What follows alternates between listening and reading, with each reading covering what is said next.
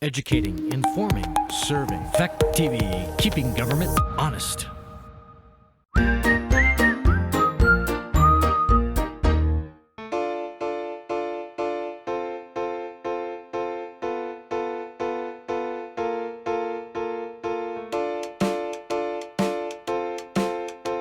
Good evening and welcome to the Bellows Falls Village Trustee regular meeting.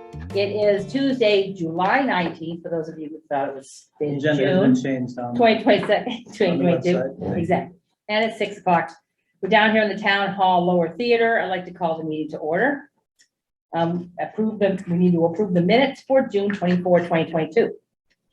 Motion to approve the minutes of the June 24th, 2022 trustees meeting. These say June 14th. It should be the 14th. So I'm sorry, could you amend your? Oh, amended. minutes to read the Yes. 14th. Thank you very much. A second, please. Second, Is there any discussion on the minutes? there's just under other business on the final page. Yeah. Our manager is referred to as Pick. Ooh, Pick Stadium. This is under other business. we're very casual now in the office, so I guess yeah, we just go by Leave me names now, right? Yeah, so Pick, Pick, Pick yeah, that's right. Stadium, they have Call gone worse. out, so. Yeah, they're fix that. I think we still know who it is. Yeah. I get that. That's So funny. pick up. And then our agenda says June, but it should be July. Yes. And then, of course, yeah, and that could We amended change it, on we the put it website. Yeah. Yeah. Okay. Yes, We updated it today. a That pointed it favorite out. reporter of mine pointed it out. She got an eagle eye, that one. Yes, you do. Anything further on the minutes? Okay. All those in favor, please signify by saying aye. Aye. Any opposed? None. It carries. We're good. All right, next. Yes. What about June 28th? We had a special meeting. I'll do those at the next one. I was just gonna Okay. do one. Yeah, that was a Yeah. quick fee, but Yeah. yes. And I do have them. I'll post them. Okay, We'll do thank it you. for the Scott. next meeting. Yes. Thank you for pointing that out. It's just a special meeting for the single item. Yep. Any additions to the agenda for routine administrative matters or pressing matters that'll require ratification? Is there anything else we need to add? No. Any public comment on items? No, I do. All right, Oops, somebody's Then coming. You wanna get yes, it? I hear that. I know who it is too. Oh, never mind. Sounds familiar, huh? It's a familiar move. Any last call, any public comment? Okay, hearing none. Manager's report, please. Yes, so just to give the board an update, we have already started our audit. I know that we were late starting last year, so we asked our HR to start early, which they have. So they've already been in and have started working on some of their preliminary work on the audit. So we will more than meet our earlier deadline that we had discussed last year. So just want to give the board the heads up that they are in and working, and I do appreciate finance because they're closing year end, they're trying to close year end and also working with the auditor. So it's a little hectic, but they're getting the work done. So I appreciate that. I did meet with the interim manager at Westminster and go over a few items that are of interest to this board. The heads up that they are board, including our discussions about the District 5 payments. They're still not caught up, and going forward, how we want to address that. Some issues obviously that are impacting more out in the town, but are relating to the closure of their bridge and a few other items. So I will follow up with you. We're going to have a more in-depth meeting. It appears, at least for a period of time, Ally is going to be the person that's going to be at least there for that role. So I'll work through her. I'm sorry, so that person is, Ally, that used to work upstairs in the clerk's office? yeah, She's she's now the their interim manager. Yes. Okay. So we'll be working with her on a few of these things, and I'll have some updates for you. Not sure about August, but definitely by September on a couple of the items that the board was concerned with. The IUP, which is the intended use plan, which, remember, we have two large grants pending, one for the water department, and Brian's here because we're going to be talking about some water issues, as well as for sewer, still have not been published. So we had hoped, the last we spoke to some of the folks involved, they thought they would have it out by now. Still nothing. So we will let you know as soon as we know when those projects are approved or if they're not approved, what we're considering for the next steps. At the September joint meeting, just a couple of things that might impact the board, just heads up. We're going to have VHB back. They were the engineers that were designing the depot replacement bridge. The issue that's really the most impactful immediately on the village is the Canal Street utilities aspect of that. We've been working on a signage plan, some outreach, some other types of things to try to hopefully minimize the impacts on businesses while this is going on. That's the first step of that entire replacement project. It's going to be fairly intensive, but we'll keep you in mind, as we go forward. But just as a heads up, that they will be coming to that joint meeting, which I believe right now is the 27th, for follow-up and discussion. So if you do know people that are curious or want to come or want to participate, that would be the meeting. I would suggest that they come and try to participate. And then finally, at the annual meeting from the Downtown Development Alliance, BIFTA, they've updated our little Bellows Falls brochure. This was our old one. The new one has a QR code and some other sort of enhancements to it. It's a nice update, which is also, I think, a nice enhancement for our business community.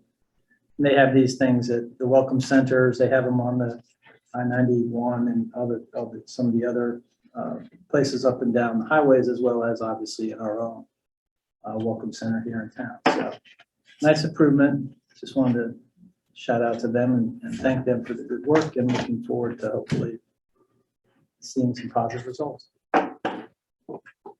All set? All set. Betsy, did you have anything else to say about BIFTA before we move on? She is. Thank you for the input. I just wanted to say thanks. And I'm sorry I didn't get to invite the trustees personally to our annual meeting, but thanks for being there, Deb. Welcome. Okay, the first thing on our agenda this evening is to open the public hearing on Chapter 9, the rental housing inspection ordinance. So since we last met, we did make some updates to the draft, so you'll see that it's now updated through 2022. Pretty much the rest of it, I think, is as you had reviewed previously. We are hopeful that if you approve this, the next step for us would be to reach out to the state to try to get an updated agreement with them in terms of an implementation. They've been slow moving on this process because they're hiring some new staff and doing some other things. So I don't know how quickly they'll be responsive, but we do want to start in September. So we're hopeful that they'll work with us and try to get something so that we're not working at cross purposes, and that we're all aware of what each other is doing, so that this, from an implementation standpoint, it will go much more smoothly. Well, this is an opportunity for public to speak on the rental housing inspection ordinance. And I don't know if anyone here wishes to speak on the ordinance itself. As we have already approved it, this is the opportunity for the public to do that. Do we have to post it after? What happens next? After we get, since no one's speaking up. I will give it another 30 days for comment, and then I'll bring it back to you for final adoption, and then we'll. And do we have to post it in the newspaper or any of those things? What's the It's requirement? been noticed, so once it's been noticed, there's no requirement for us to put the full text into the public. So perhaps it remains on our website for another. Yes. So people can get it. Yep. Trustee comments at this point? Since we have no public. Are there any on this? I don't have anything. There is an exhibit, isn't there, Exhibit as in, as to what gets inspected? I know we went over that in the previous meeting, but We had it. oh, right, there was a list in the back page is a checklist. yeah, Right, and it And says we did get section that. 14 is the checklist. Yep. Yeah. but there it's is- not here. There's no copy of the checklist. There's no copy here. Is it posted on the website that way, Scott? Do you Yeah, know? we'll post that up on the We website. should make sure the checklist's on there. That's one of the Yep. things that we thought, Chuck had a form, and I know the planning commission thought that it was an appropriate, place to put a form so that everyone can understand what they can expect to get inspected. That includes tenants as well as Right. landowners. And that was one of the things that we were hopeful that the state would come back to us and say, okay, that's great. We're both working off the same page. But not yet. Yeah. Not yet. So we're gonna go forward with it. And if we have to modify it, I'll bring it back to you. Okay, Yep. that sounds good. Yep. So thank you for pointing that out. Okay. So it does need to be on the website too, so people can see that. So I think they might have comments on. Correct. All right, at this point, hearing no one from the public speaking, I would move to close the hearing. I don't know if we need a motion for that. I'm just gonna close the hearing. There's nothing going on. So, okay, so the hearing is officially closed at 6:10 p.m. And it moves on to 38 comments. So those who watch this Fact TV copy of this meeting will be able to understand you have 30 days to speak with comments on this inspection ordinance before it is final. All right, next item now that we move on to the regular agenda, item number 2 is to review the Wakota landowners agreement with Connor Floyd. And I Yes. believe there's Here. Thanks for making the time to talk with me. Connor Floyd, I'm with the Wyndham County Trails Association, and I was here back in the spring providing a little bit of an update. Folks remember. Just, I suppose, an update from them is that we've been working on the trails, and we're kind of getting to that point where we're feeling good with the current state of the trails. We'll continue to do maintenance on there, but we're thinking about those next steps. And so what we have going on in our heads and what I'm kind of proposing today, and really just asking for questions, there's no asking for a signature or anything right now, is we'd really love to see a connector hiking biking trail between Oak Hill and Minard's Pond, which would cross 2 private landowners parcels, which we're in conversation with, and both of them are agreeable to it. We don't have any signatures from them either yet, but they're aware of it. We're talking with them and they seem pretty on board. So what I believe I'd eventually be coming to ask all of you for is to amend our current landowner agreement to add that, I think it's 100 Pond Road or something, essentially the Minard's Pond property, to our landowner agreement, so that we could primarily do 2 things. One, we'd have to build a little bit of a trail on village property just to connect with, it'd be part of the connector. But then we would also want to kind of maintain and spruce up the trail that currently exists that circles the pond.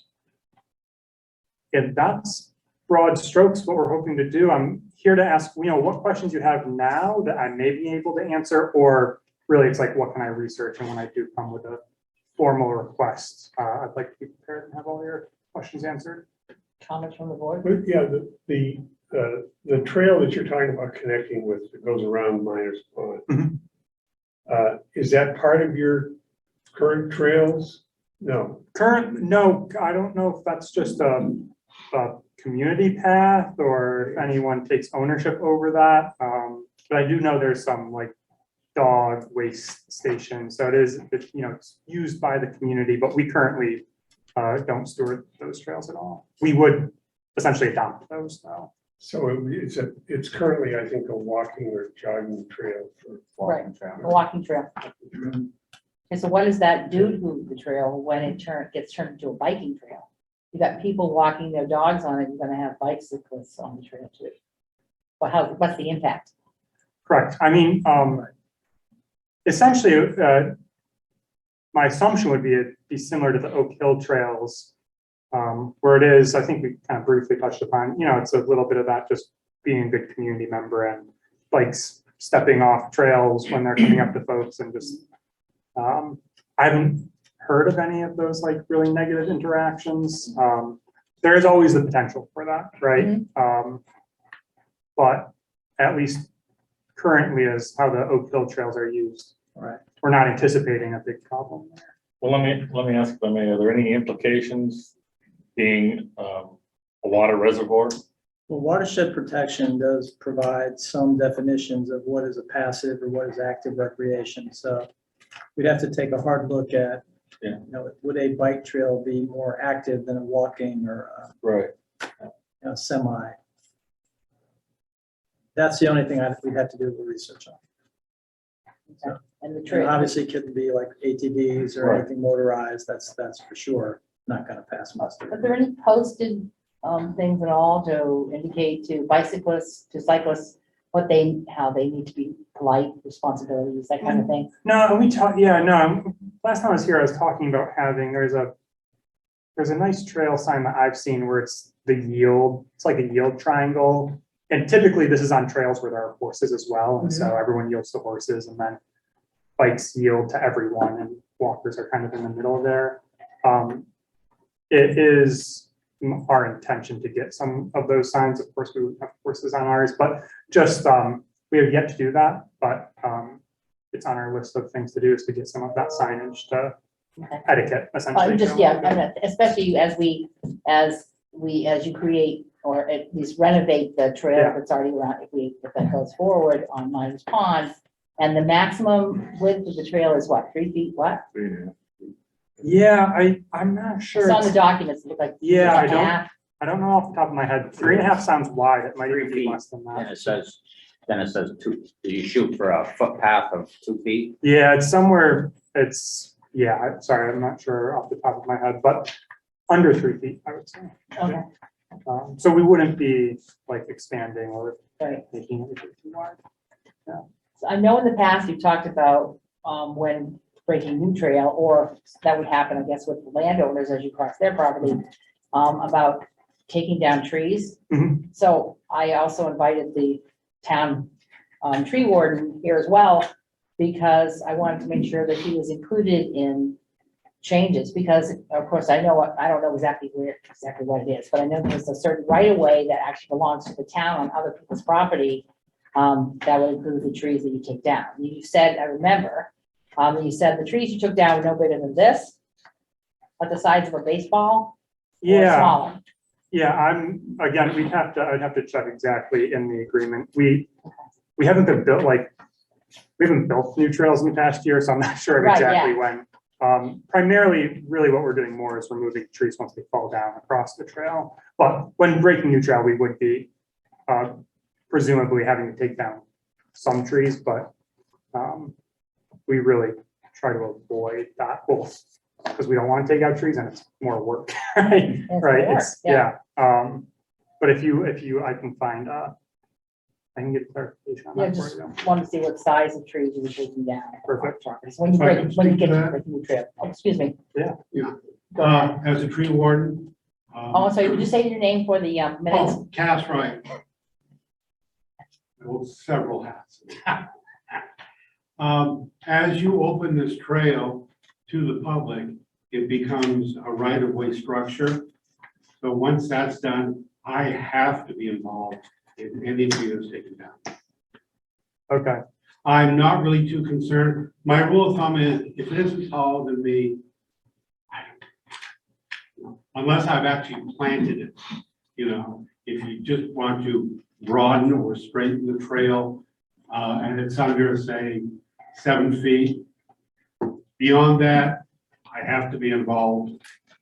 I have to look at what you want to take down. And I can forecast that about 18 times out of 20, I'll look at it and say, yeah, sure. But just to keep all the i's dotted and the t's crossed, I need to be able to look at the tree that you want to take down. okay. And so to clarify, there's no There's no specific diameter? there's like a tree, like, I have a sapling. Oh, it's like that's- a, yeah. Right. By strict definition, I'm even in charge of arborvitae and rhododendron. I just really don't usually concern myself with that. Okay. Any further questions from, yep, go ahead, You ready? Yeah. Ray. So,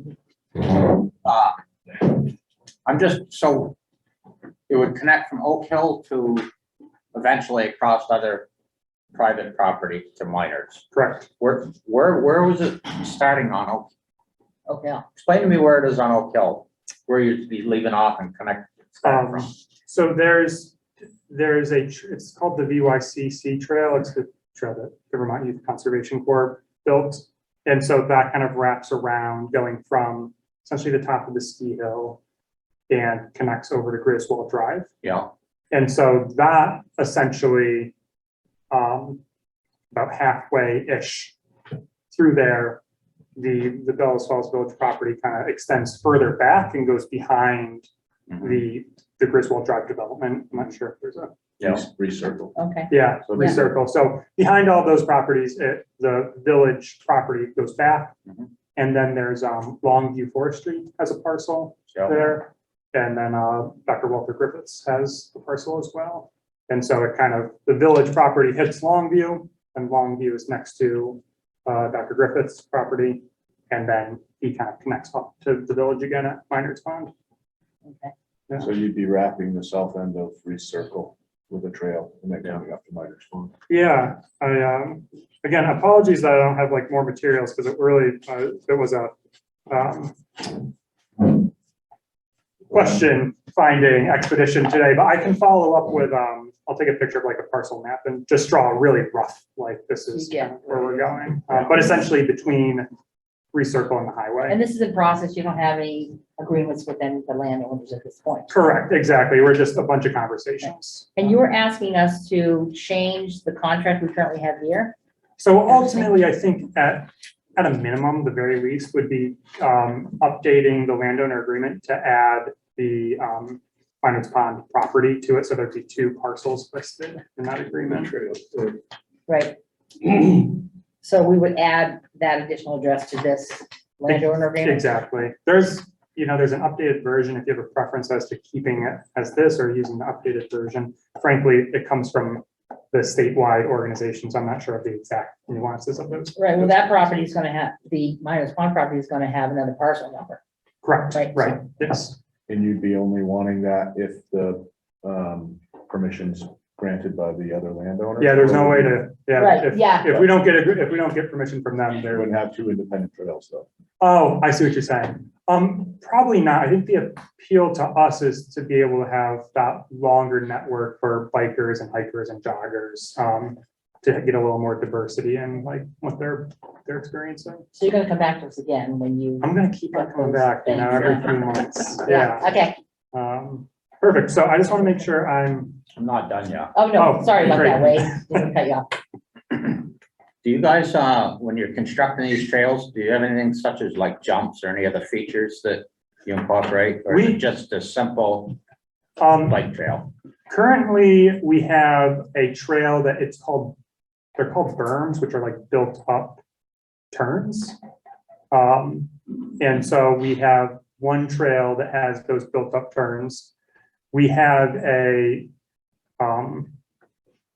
we'll kind of like move dirt. So on Andy Ware's property, which is private land, we have kind of like a little drop that goes off of a rock ledge and stuff. So we have really small things. I'm sure you've seen videos of like bike parks. We don't have anything like that.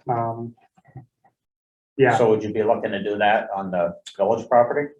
Or Currently, no, we would ask. I don't want to say definitely not, because, as we build more diversity, that's definitely something that's appealing to bikers. And we can totally either, if that's a non-starter, we don't need to.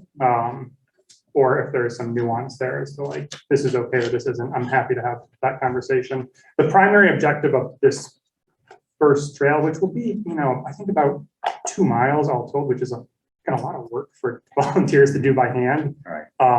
It's really just, we want to have the easiest possible trail to connect. So it's both accessible so that it's accessible to everyone. Right now, we want to make sure that like an advanced biker can get there, a beginner biker can get there, and a hiker can get there. So we want to have a pretty basic trail. And then we start thinking about like, okay, what's a little bit more fun, or adding some different elements there. my last question is under the very last section of this agreement, Mhm. the liability. Yes. Do we currently get a certificate of insurance and anything that actually talks about this? Because, and again, I could be wrong when I say this, but I think section B on the liability, it doesn't apply to the municipality because we're not covered by that statute. That protection that's only provided to private landowners, I believe, if this is what I'm thinking. I'll be honest, I'm not sure, but I can, That's something worth checking into. yeah. Yeah, we don't get a certificate of insurance, Yeah, so. because we should, only because that if section B is what I'm thinking it is, and again, I could be wrong, but I don't think I am. But if I'm not, if I'm correct, then that statute doesn't provide protection to municipalities in the state of Vermont. It's only for private, where you would cross private properties. Okay. So if someone has an accident. Because we're operating under the assumption that it covers the town, the village. Yeah, but it doesn't. Okay. If that's what I'm thinking it is, which I believe it I don't think is. it specifically does, right? Well, what happens Unless now? it's, unless the state has changed that statute in the last year and a half, We'll have to research it a little bit. that's more. something worth verifying. Yeah, so the question, because I'm gonna bring this back to the folks at the central office, because they're the ones that handle the liability stuff, so essentially what you're getting at is what liability coverage is extended to the town as a municipality versus a Right. private landowner, correct? Especially if we're not covered by that statute, where we're protected by that statute. Great, And it's village property, right? Right, village property. So it's the village rather. What than happens the now when someone walks a dog and has an accident? Up there, what happens then? Potentially, it would be a problem. Yeah. I was gonna say, we'll see, a hunch might be that might be the response I get from Bemba, is that, And we don't promote the walking mine around Miners Pond. We don't do anything to advertise. It's there, but Yeah. we don't promote it. There's no active signage. Right. The only thing I'm saying is if that's, if I'm correct in what I'm thinking, Mhm. which again, I may not be, but I think I am, then we would just need, I would think we would just want something in writing saying what section A covers. I gotcha. Okay, Name insured. Yeah. Mhm. When you get to that point, I know, I understand Yeah, we'll have you time. got some. Well, this figuring out. covers the existing. And so that's already in the existing I know. one from 2019. So I'm Yeah. saying, Well, So what about we want to know the real that, estate? oh, real quick. So first, Oh, Yeah. like mosquito, we have insurance coverage on that, right? Right, We have to. but that's a specific activity. Right, Right. okay, yeah, I know, extending to like passive activity. Right. We don't Well, have any. is there any of that, this trail that goes along Mosquito or that property? Because that's Goes village near property. there, but- it goes across. Right, Right, yeah. Right. So we're in the same precarious position to find an answer. Yeah, if something happens. Right. Well, the understanding though was that we would be covered. We would be covered by insurance. Well, that, yeah, I mean, we don't actually know. But let's be sure. I mean, as we Sure, continue yeah. to, as the trails Wait, continue to make sure. expand, Yeah. we want to be okay. Yeah, so that's something to look into. Thank you. Anything further? Oh, I got. Boy, you made us nervous about that. What do you think? Just, if it's covering your butt. It's worth finding out. I think no, it's all doable, we just Yeah. gotta make sure Oh, yeah, no, you want to find out Yeah. before you need to actually find out. we're. So I just want to make sure I've captured everything. So it sounds like, Scott, you're going to look at that passive versus active activity. Yep. Okay, I Yep. wasn't really sure where I was going to go looking for that. No. I'm going to find some trail etiquette signs. Thank you for bumping that up on my priority list. And then I'm also going to come back with just letting you know, at least in the current agreement, what that diameter is. Oh, the trees, Trees. yeah. what you take out. And then I'll also look into that liability And coverage. some form of a map so we can get a better visualization of Yeah, what you sorry, plan I'll- on doing. I'll send along, I'm just gonna pull a parcel map and kind Yeah. of show you, on that kind of, not GPS or anything like me drawing on it, but, Yeah, I'm fairly familiar with the area. so yes, we get an idea of the Definitely. coverage. Here. Okay, that sounds good. We all set? Looks like it. Thank you for your time. Yeah, thank you for your time. Thank you. Moving on to the capital water plant, we have several items on here. The first of which is to the recent purchase of a digital controller. Yep, so I wanted Brian to pop in, and Brian's here if you have any specific questions, because he's got all the answers. But I just wanted to make the board aware, there's a couple things that have happened. This controller, we had two of them, both of them failed in July, so we had to replace them. And the total replacement cost is gonna be, as you can see, $13,300. So you're gonna see that appearing on a accounts payable shortly Near you, yeah. near you. Is that each or? No, That's it's for total both. cost. That's Total. everything. Okay, so that, thank Yeah, you. I haven't purchased them yet. I'm still waiting for their quote. Right, because it does say Solid. July 2022, so they just Right. failed recently. Yeah, last week when I tried to calibrate. Okay, And so it was sort of a little bit of a warning sign. Every year we do an asset management plan with the engineers and with Brian, and we look at just the replacement. What's the useful life of the current equipment in the plant? What's the potential schedule for replacement? Things that we should start to think about in terms of larger projects. And I stuck in a copy of this at Brian's suggestion on this little handout called the pipeline, because the St. Johnsbury plant, which is getting a total reconstruction, uses a lot of the same technology and was built around the same time that our plant was built. And as you can see now, they're going through a full, basically a full replacement of the entire facility. The one in St. Johnsbury. And we don't particularly think that we're at that point. We certainly don't want to scare you to think that we're going to have to replace the entire plant. But there are some things that are coming up on our useful life and replacement schedule that you need to be aware of. The biggest one is probably the Griswold Drive storage tank and pump station, which they're recommending in the next budget cycle to look for replacement. And that includes the SCADA system, the entire system there. And there's an estimated cost of that one of about $775,000. Now, that's not all going to be on ratepayers or on the tax rate. We'll look for rural development and other support for that, but just wanted to let you know we're going to start that process. We'll probably have to do some engineering, get back to you well before the budget and discussion of water and sewer rates as to what we find, how we think we want to proceed, and then work with you to move those things forward. But it's a fairly large number, large enough to where we thought we should at least talk about it and make sure that you're aware that that's in the process. It's beyond useful life, and so they're recommending at this point all the systems in there are either poor or failing, based on the most recent asset management report. And I don't think there's any way that we can get by without it at this point. The tank, no. Right. But I'm still waiting for a report from NatGun, because they saw the video when we cleaned it last 2 years ago, Mhm. and they still may be able to do it without replacing the tank. I'm still waiting for the report. Okay.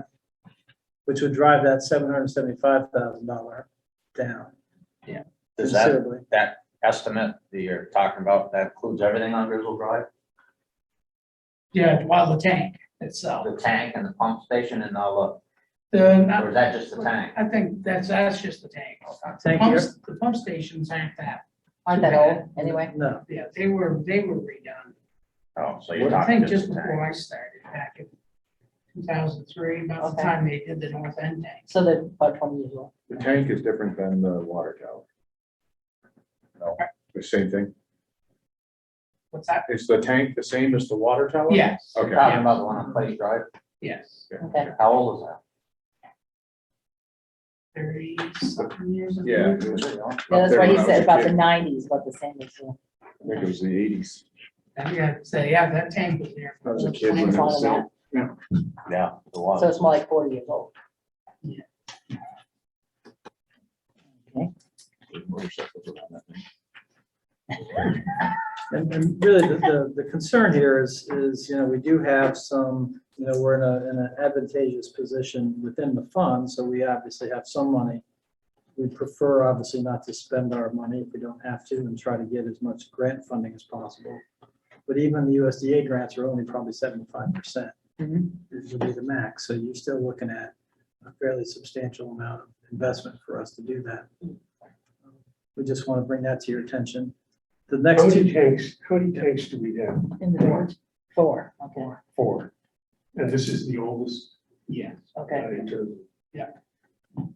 And, you know, the biggest concern is our treatment capability, our system now is being replaced by, again, on this pipeline handout.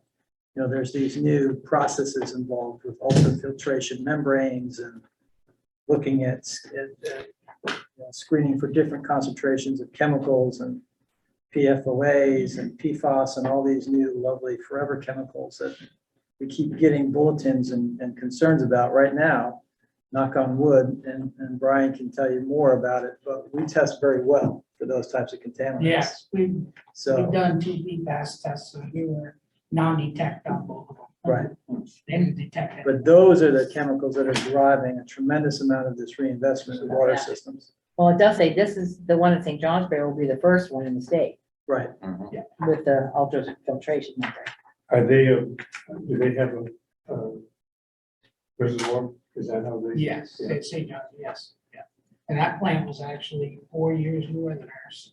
yeah, we're 88, Oh. I think. Yeah, Right. well, they opened the end 89, first of Okay. 90. All right, And you look above that, Bradville's, theirs was 89, and they're building a new one too. Mhm. So we're all in the sort of same pool, yeah. right.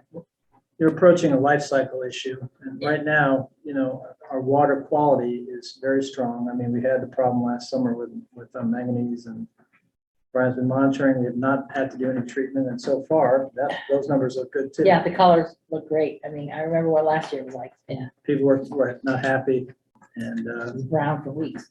so far, we've really not had any issues at all. Yeah. So, Bradville had a real bad issue, and you can add potassium permanganate to the water, but you have to have a certain amount of contact time, that chemical's in the water before it hits your filters. So I think we would probably have enough if we ever had to go at it, because our intake so far, it goes all the way back down the hill, and then comes back up to the pump station, and then back up to the plant, so we'd have plenty of contact time. Bradville had put 1,200 feet of pipe in. Oh, to make it work. Yeah, just to get their contact time for their Right. potassium permanganate. We sent,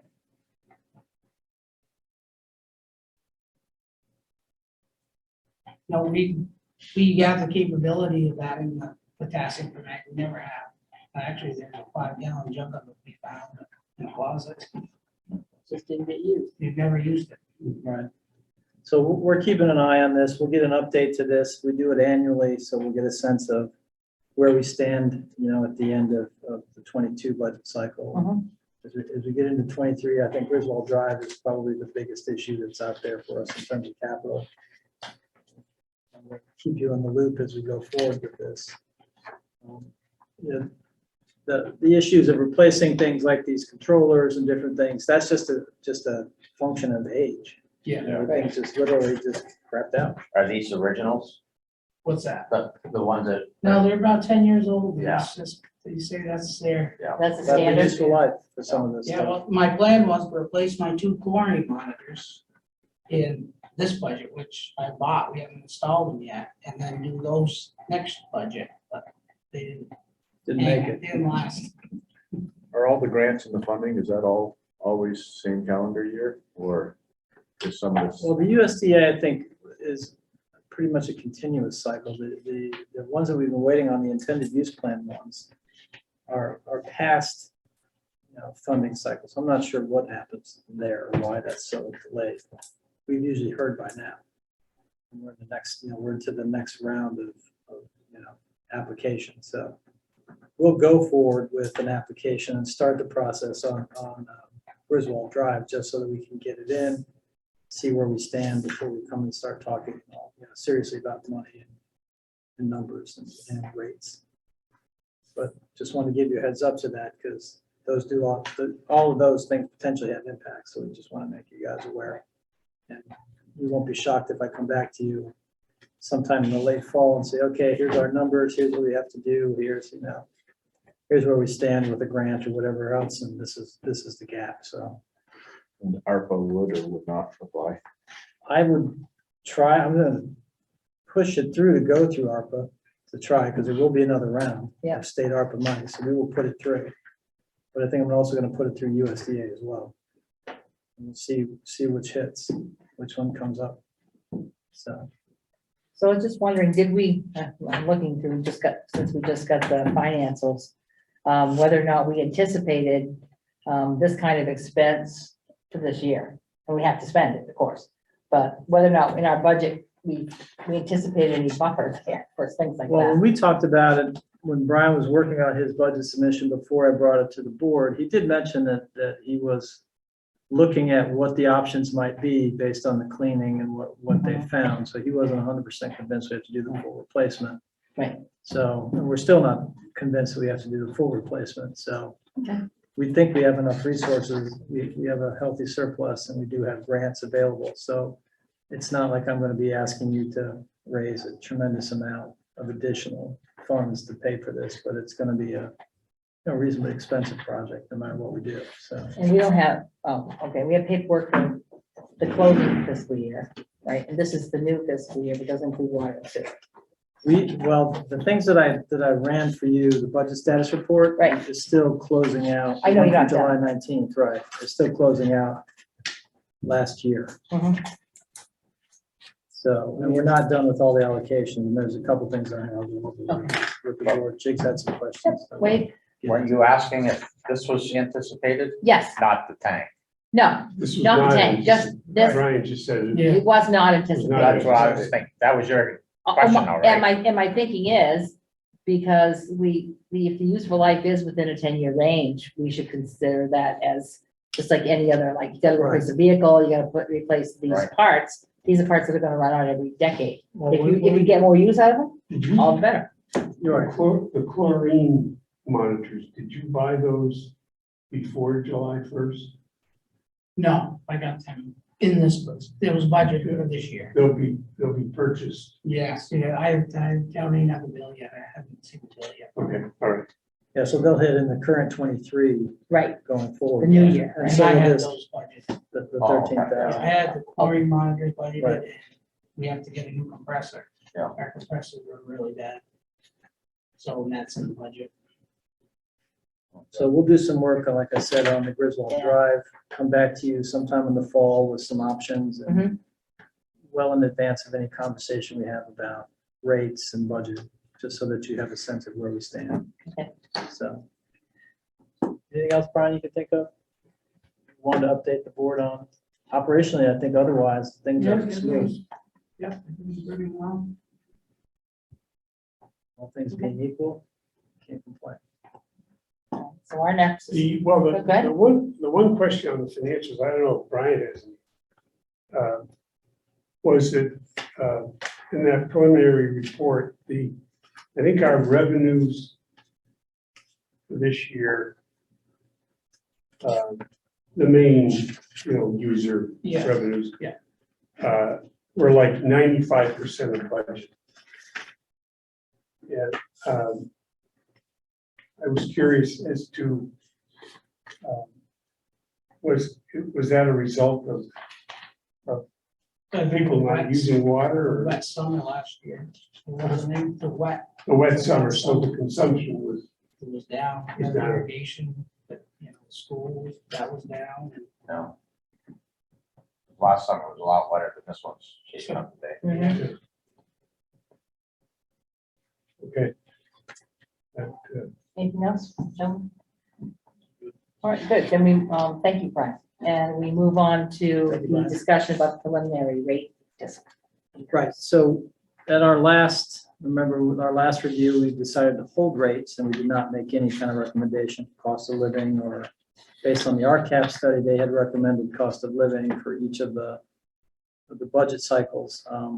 We still have a fairly healthy surplus. We're gonna take a hard look at this particular project and see what type of impact it might have depending upon the scope. If Brian can limit the scope and we can get outside funding, I don't think it'll have a significant impact on our rates, and we'll probably come back to you with either a CPI or below kind of number, because he is seeing some increase in things like chemicals, just all the things that everybody's Right. experiencing.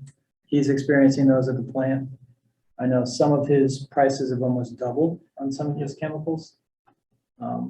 So far, we haven't experienced the shortages, thank goodness. He's been able to get what he needs for treatment and for what he needs for the plant operations, but there have been some inflationary price pressure on some of his just basic operating costs. So we're gonna have to take a harder look at that, you know.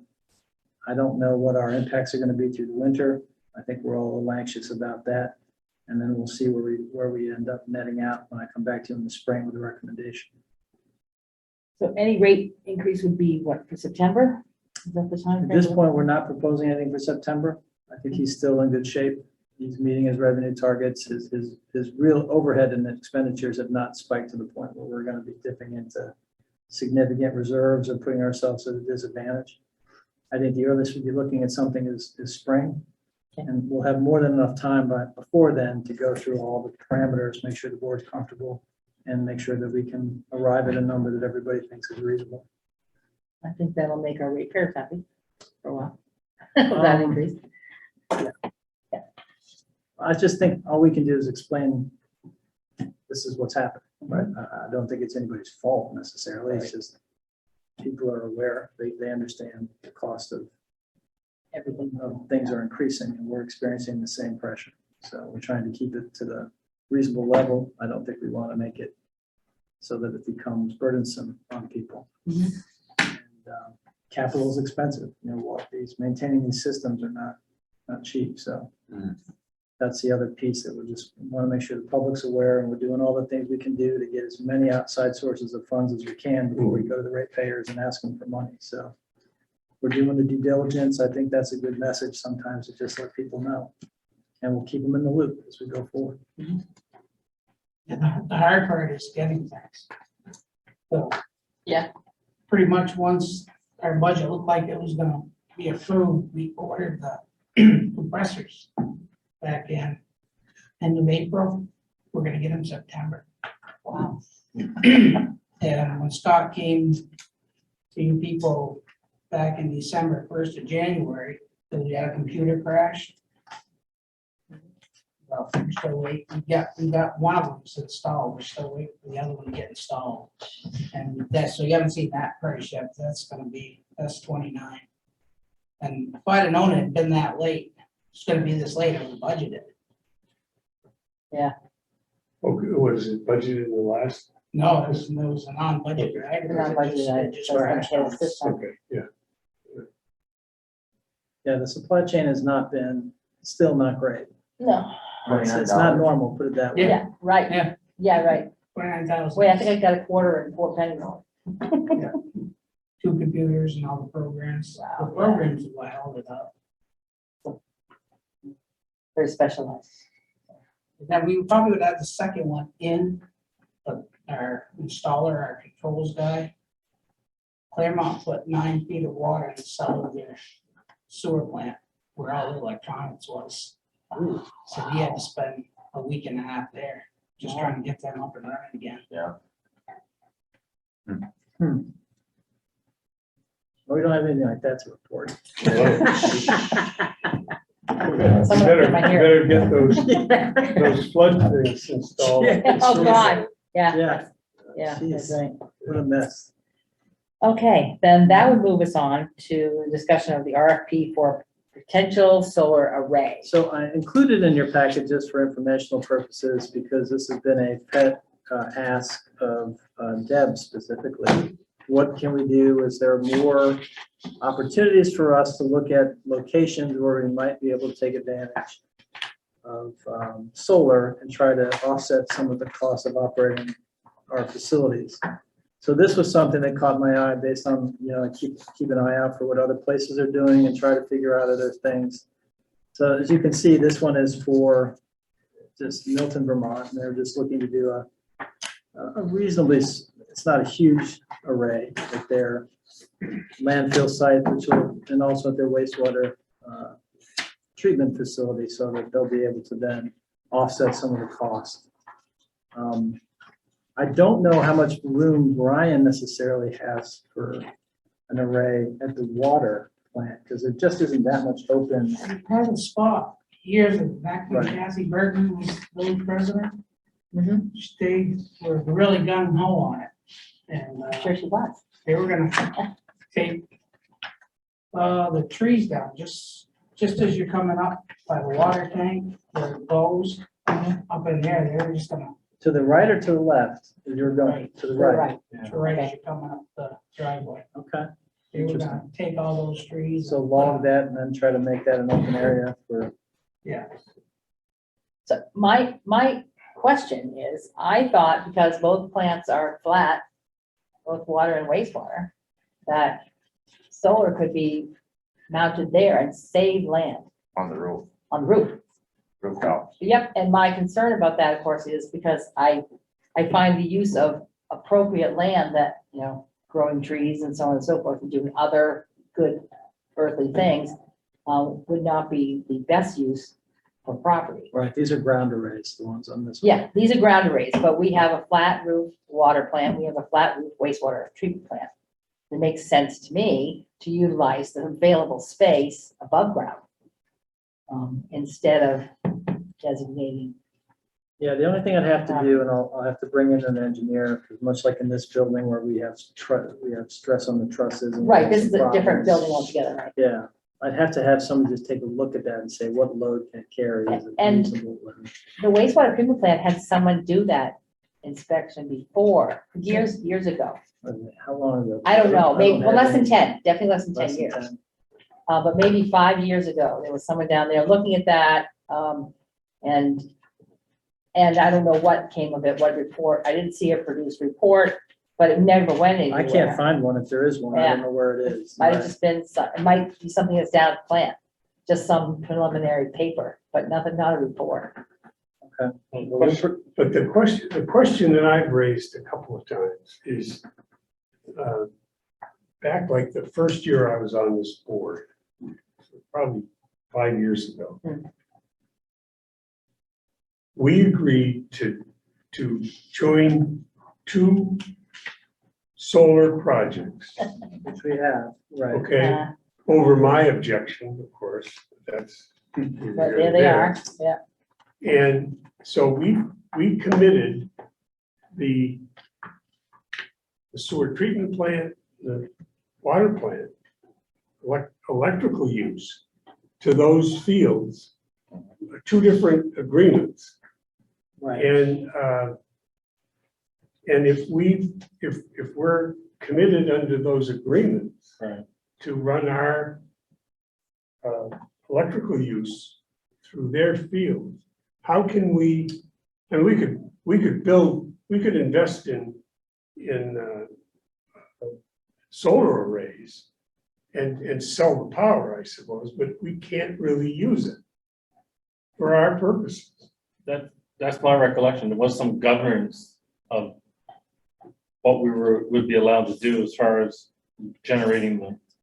Yes, but this is, We this have is the right to- we have just the for right our to- plant. Huh? It's just, my intention was that the solar arrays were to cover the electrical use or power use, basically, because you've got the wastewater treatment plant uses a lot of But we propane and committed electricity. that. We committed. But no, that. we haven't. We committed our total amount of electricity used by the entire village, which includes our water, our public service, our water and sewer. That doesn't mean, and we looked at this some months ago, maybe over a year ago, about the utilization of changing what we portion to those solar fields passively, as opposed to actively replacing that utility. Like the electrical use instead. Well, I think we put a Before certain we- amount of. Before we hire, Yeah.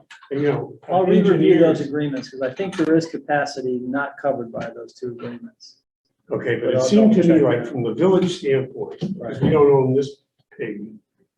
But it seems to me that the key thing, the biggest user was the sewer plant. It is. Yeah. It's I mean, that's the the- largest consumer of oil and propane, or just propane and electricity. And granted, we do In the have village. we have The dryer has changed. And the dryers increase the Oh, amount. I know, Utilization. So that's where I think we do have some potential. And I don't think that if we disallocated ourselves from one of those plants, because it's gonna take Well, listen, it's gonna probably take another 2 years before we even get that far. Right. But the whole point of the state of Vermont is to move forward, get off fossil fuels. What are we doing? If we're gonna sit in this Remember. agreement, there's also a clause in there to get out of the agreement. So I think we need to move those steps forward. I'm tired of talking about sticking to fossil fuels when we need to get out of them. But- And the state of Vermont wants us out. I'm not talking about sticking fossil I know. fuels. I'm very interested in the use of solar. Right? But if we've already spent our solar, okay, we need to know that. But we've been, Sure. how long has it been? We've been with it at least 5 years, as long as you've been on the Yeah, board but longer. we entered into the agreement when they were going into construction. So I don't Right. think we've actually started much more than 3 years ago. Okay, so 3 years worth Out of of a paying down. 20-year commitment. And I know we had an option at the end of the 20 years to buy these solar arrays. Right, and I thought when recollection of the memory though, also, because you're going with the governance of how much can we do it. There's certainly, we're able to do it. Question is, do we have to collaborate with the existing solar agreement? But wasn't there some play in there with the Guilford agreement too? We have Oh, the two separate location of- providers. We have Right. two Of those separate solar agreements. fields, where they Two- are. Two separate, yeah. One's down in Guilford or something. I mean, you certainly can do something.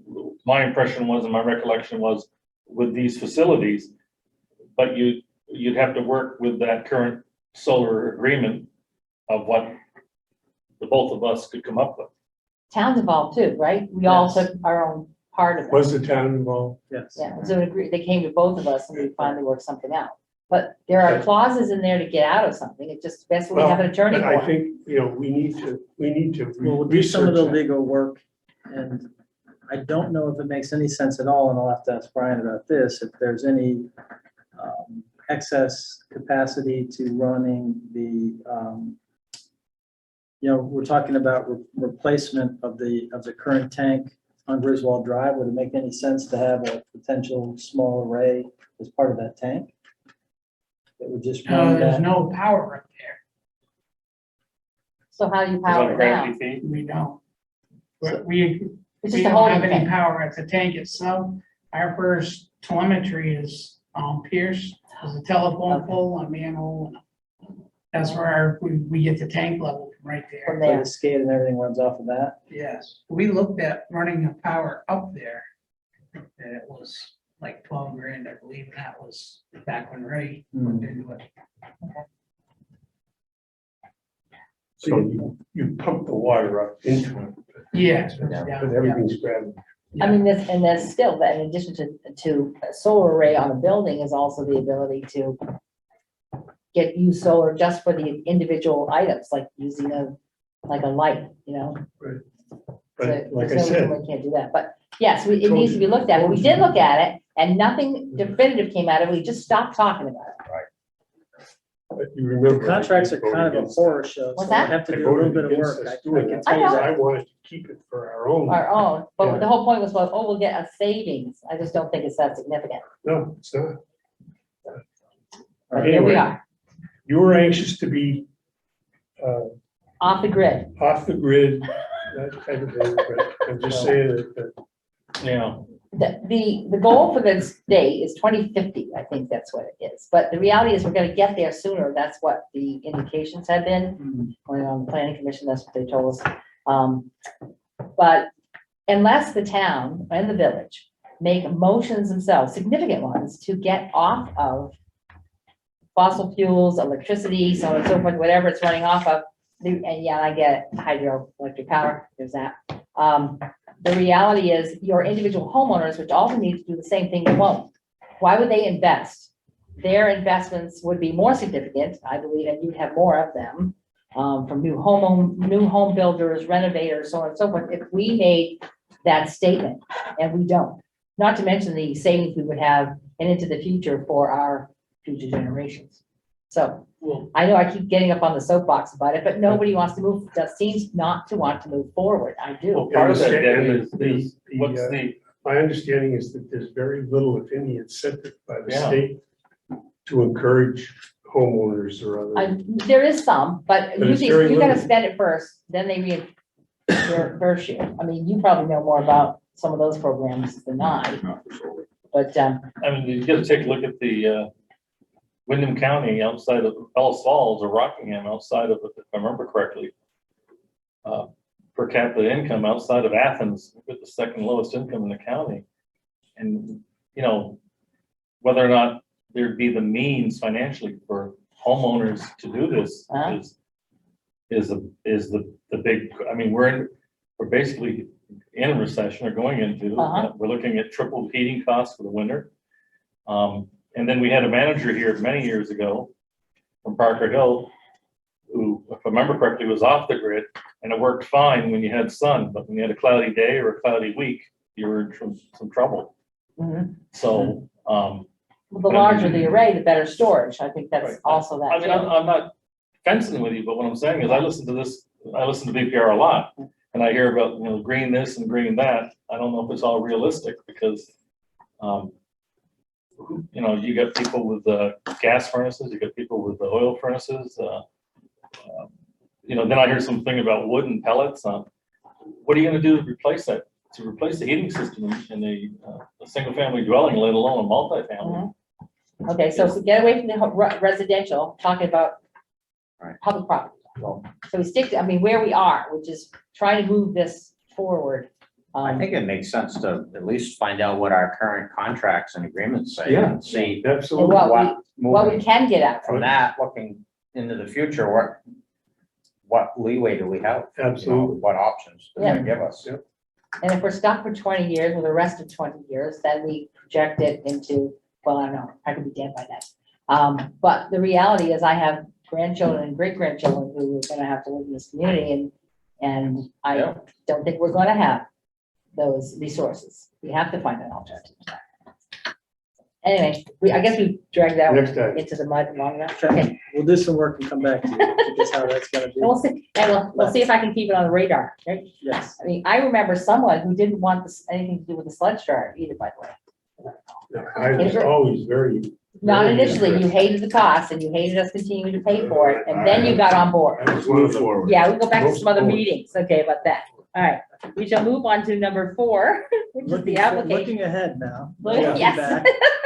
Application. I wanted to bring this to the board's attention. This is a request, and we don't really have any reason not to grant it, but it does sometimes cause some consternation from people when folks are on the sidewalk and offering literature, that type of thing.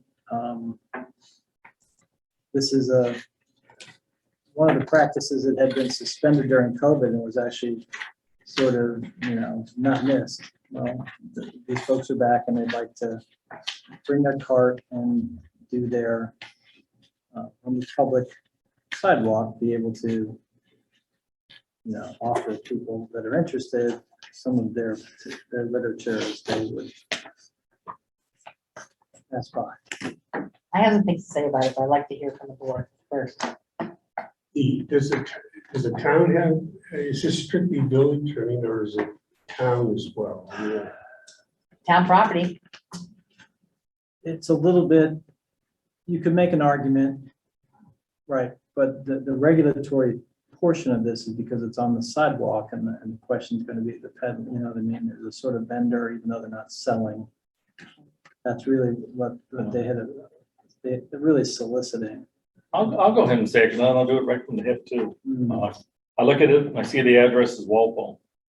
Why not do it in Walpole? Oh, that was one of my questions. Are they doing? Then I it look at all? another instance when we have this, and I'm not knocking them, but you have this veterans group come up and do the coin drop up by the fire station. Mhm. Where does it, and they're not from this area that I'm aware of. They're from Keene, Right, so Oh, where, yeah. where does this community benefit right? from their win with all at a coin drop in Rockingham, Vermont, or Bellows Falls, Vermont?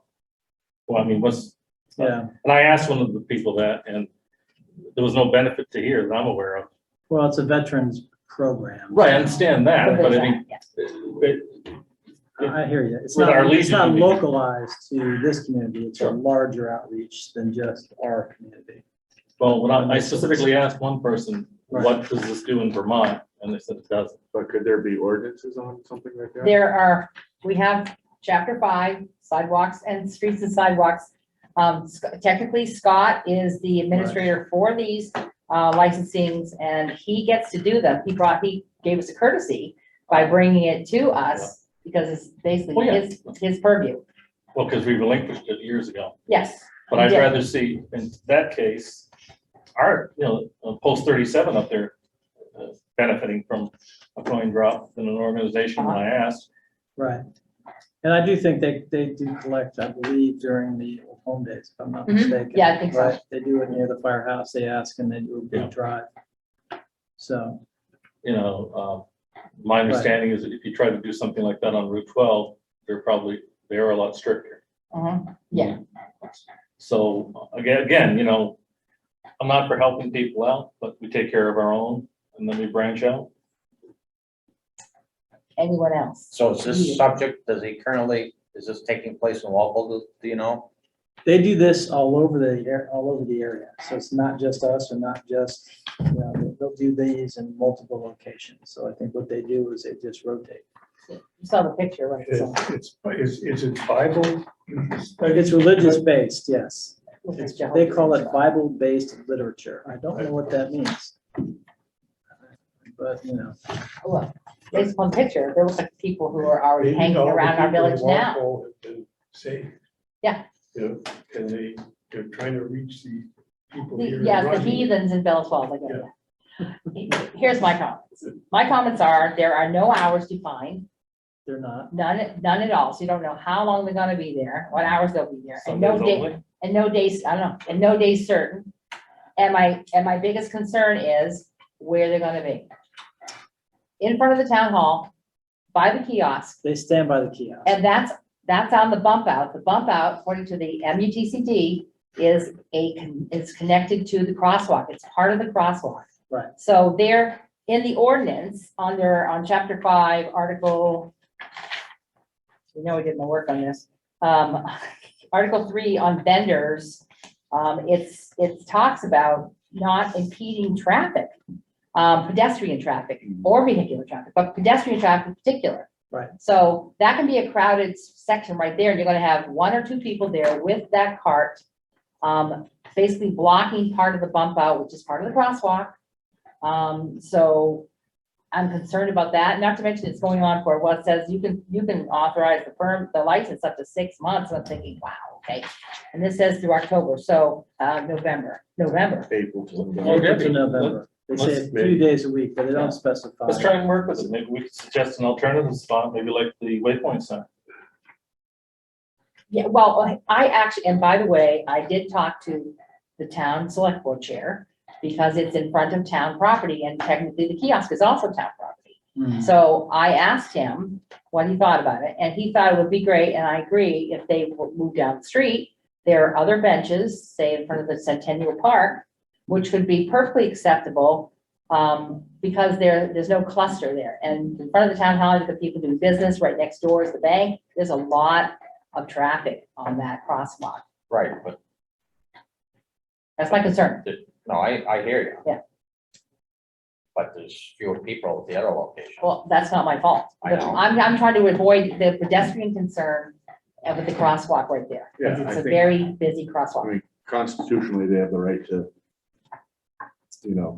set up, but they don't have the right to be impeding Right. the Pedestrians, sidewalk. right. And I think that in front of town hall is not the place to be Yeah. doing it. I think that we can, honor the agreement, but we need to have defined parameters. which would be- Relocation. And Yeah, a location. I think Yeah. a park is the perfect place. That's a terrible place for anybody to set up, regardless of what you're, I mean, it's a good place for catching Oh, yes, people, but yes, when I come to pay my water bill, I want to pay my water bill and I want to get back to work. right. A Uh, lot of people will try to avoidance, and that can mean they won't come to the town hall if they need to, they won't go to the bank if they need to. I mean, there are a lot of people who don't want to stand in front of the polling place. How many people don't want to talk to you We when kind they of want to took vote? away their standing and location, because when we put in the absentee ballot Uh-huh, deposit, that box there, yeah. we moved the recycling and the other container away from our building.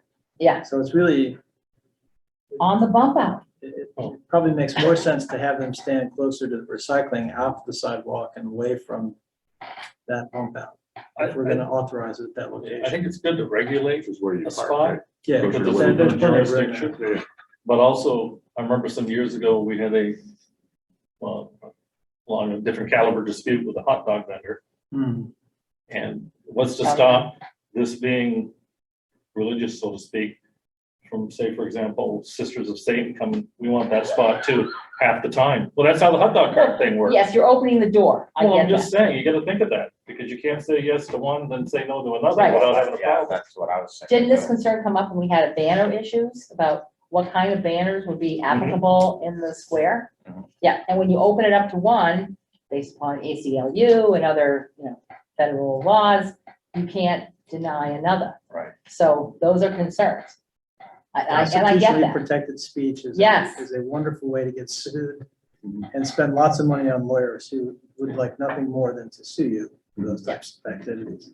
But, I mean, my understanding is, if I'm not mistaken, these people are already in our community and are, hanging out at different places is allowed, but I'm not saying they're loitering per se, but they want to make it more formalized. That's what this is.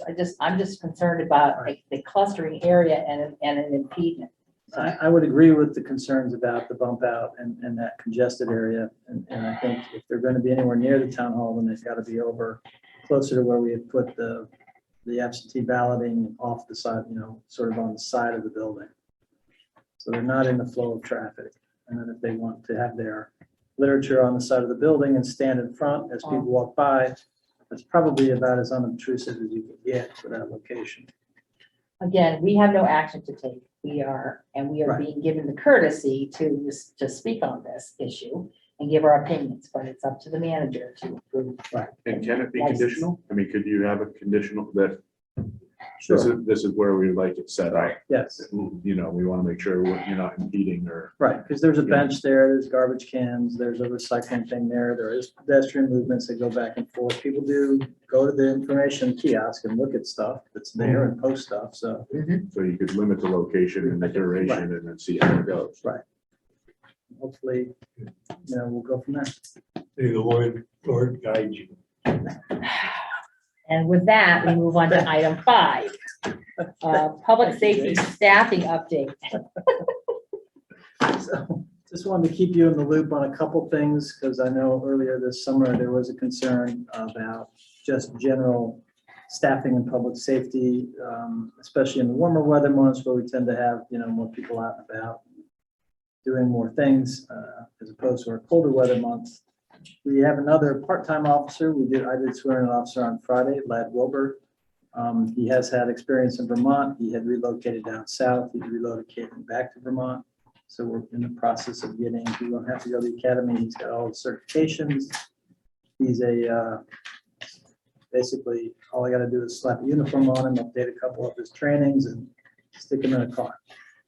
So that's the good Part-time, news. yeah. And he's a part-timer for now. We're gonna see how that goes. It might be somebody ultimately, if he decides to come back and work full-time, that we might be able to do something. We are interviewing dispatchers this week. We do have some candidates. Renee is leaving in September. Oh. She's relocating down south, so we wish her well, and she's been a great asset to the community, and she'll be difficult to replace. So we do have an interview scheduled this week, and I'll keep you in the loop as we go forward on that one as well. Okay. Dispatchers, all right. So my concern was response from several citizens about the 40 or more minute response time when called about things, especially the things that happen at night, from BF police. Also, some town people included things like stuff going on in the square, speeding is not being enforced, excessive tractor trailer through traffic, and disregard, of course, the parking limit. The 2-hour parking limit is a concern, including residents who park long-term, like people who live on Canal Street and park there all day, even though it's 2 hours. So those are kinds of community policing issues that are driving complaints. And I got a bunch of them last week, and then I got one yesterday about problems.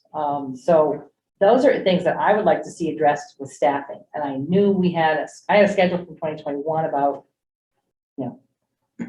hours and things like that, and officers on and off. So I wanted to know how that's being addressed. The chief is not here, but I know I passed these things along to him, Right. and I have had no response. So I'm asking you to see what can be done about this concern. Response time is a big deal. When there's an intruder or something like that, they need someone there. And and we're talking about some streets very close to the police department, they could walk to in 2 minutes. It takes them over 40 minutes to get there. So I don't know what to say. I myself have been by the PD and seen all vehicles at the PD. So I don't understand why community policing isn't being done more effectively. Those are my comments. I don't know if anyone else on the board has anything else to say. I guess not. Okay, that's it. Next item on the agenda is preliminary discussion of pool. What's it? Yeah. The pool. Yes. So I don't recall Was that what that is? this, and I'll pass this around to the board because it really won't show up very well on TV, is the schematic. When you guys did your renovations to the pool and updated the facilities up there, one of the issues was to potentially put in a separate building, which might then be either for covered courts or for other types of uses. If you've been up there recently and you've seen where we have the tennis courts, the tennis courts are in really poor shape, and we're probably at a point where we're gonna have to make a decision. Do we basically tear them up, resurface them completely? We're gonna patch them because there are significant cracks if you look at the playing surfaces. There are places that's not safe. So we're gonna spend some money just to make them safe. But you probably need to decide, do we want to continue with tennis and that type of activity there? We've talked about community center. The schools talked about, early educations, childhood education. This whole facility was built with the idea that it would share the other side of the current expansion would be a covered area that could be Any number of other any things. number of other activities, right? This one just shows it as two side-by-side basketball, volleyball type courts. I know the courts are routinely flooded in the winter time for skate. I used to go up there myself to skate, Right. but that's probably having another additional impact on Not the helping the surface. surface. No, Right. not at all.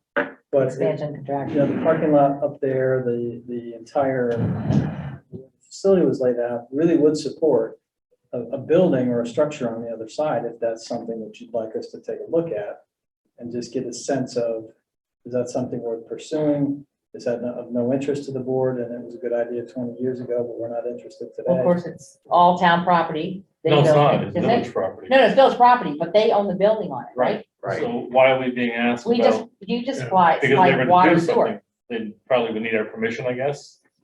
That's part of it. Yeah. Okay, It's also part of the ongoing discussion about community centers and ARPA. and They are, yeah, Before I invest any real energy and, expend time and, get into this, I just wanted to get a sense from the board. Is this a waste of time? Is that something you would be potentially interested in? It's something we should approach the school and say, does this make sense to look at a facility up here? yeah, I mean, their $5 million idea, well, I'm sorry, you're on that board. $5 million for early education, right? What do they plan? What is the plan? Well, Build another building on, I'm opposed to the plan. I know you are.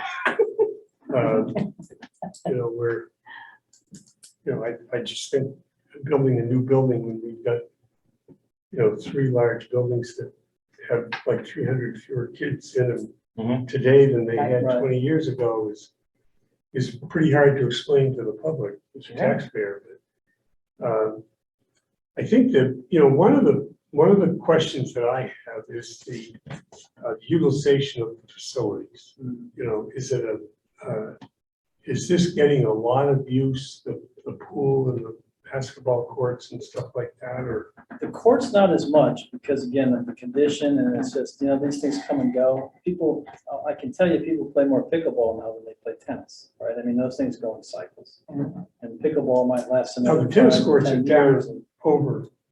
Yeah, but I'm talking about any kind of paved area, like. if Yeah. you're gonna Basketball court. Right, gonna redo them as some sort of court or And then I've been asked by people, well, you know, we really would love to have somewhere where we could walk indoors in the winter. So if you built this kind of facility, you could build a walking, you know, indoor walking trail on a. Walking on an route, yeah. Facility, and people could, you know, do laps. or Walk in the whatever, winter, and, yeah. Walk in the winter and not be exposed to the snow and ice. So again, these are all you know, just very basic ideas, but if we're gonna flush it out and see if it makes sense from an investment standpoint, I just wanted to get some feedback. I've not spoken to the select board, I've not spoken to the school board, I just was gonna start with this board just to get a sense of it and get your input.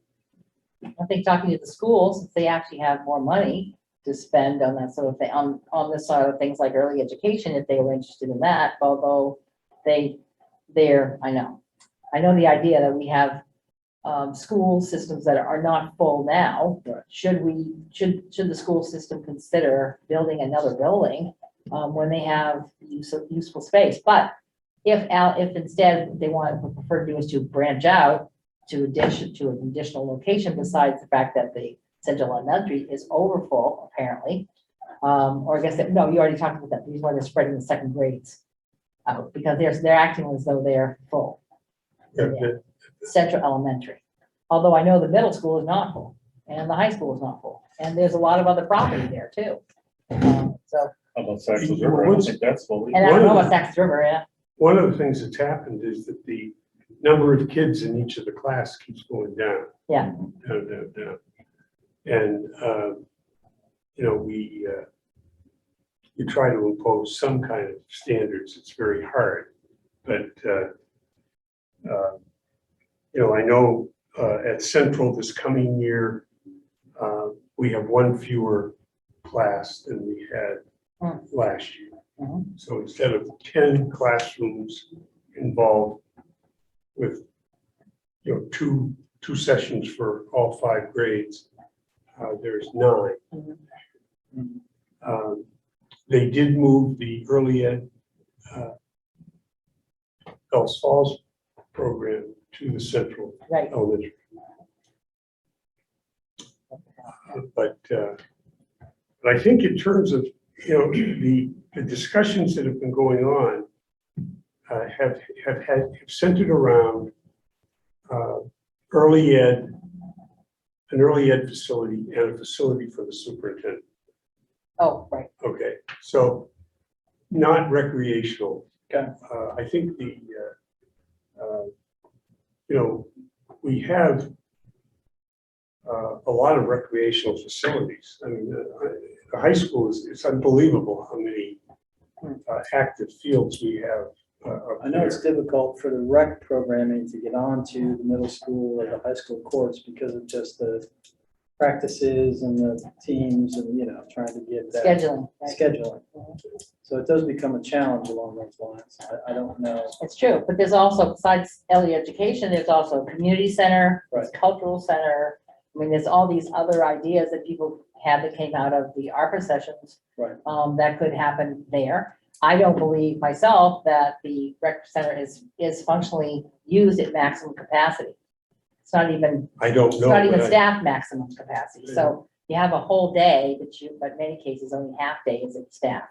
So, Been pretty busy this summer. It's been- Camps and. but I don't know how busy that is. I can tell you that my son said they closed, the swimming was closed on particular days, or they couldn't get in, and that's a concern. So, and also the cost can be prohibitive for community members who are low income and can't afford to pay for a summer pass.